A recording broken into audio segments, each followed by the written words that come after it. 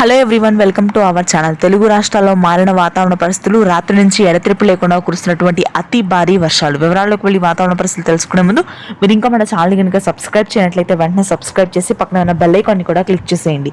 ఇక లేట్ చేయకుండా వివరాల్లో కనుక వెళ్ళినట్లయితే, బంగాళాఖాతంలో ఏర్పడిన ఉపరితల ఆవర్తన ద్రోణి ప్రభావంతో పాటుగా నైరుతి రుతుపవనాలు కూడా తెలుగు రాష్ట్రాల్లోకి విస్తరించడంతో మధ్యాహ్నం నుంచి కూడా మనకి అతి భారీ వర్షాలు నమోదవుతున్నాయి.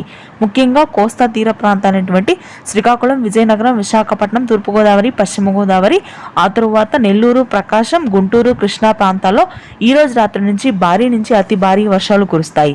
ఆ తరువాత మనకి ఉత్తర తెలంగాణ, మధ్య తెలంగాణ ప్రాంతాలు, ఆదిలాబాద్, ఆసిఫాబాద్, మంచిర్యాల, జనగామ, జగిత్యాల, ఖమ్మం, భద్రాద్రి, కొత్తగూడెం, సిరిసిల్ల, యాదాద్రి, జయశంకర్ భూపాల్పల్లి, నాగర్ కర్నూల్, హైదరాబాద్లోని Kukatpally, Ameerpet, Dilsukh Nagar, Uppal, Boduppal, Charminar, Old City, Banjara Hills, Jubilee Hills, LB Nagar, Vanasthalipuram, Patan Cheruvu, Serilingampally, Manikonda, Jubilee hills ప్రాంతాల్లో భారీ వర్షాలు నమోదు కానున్నాయి.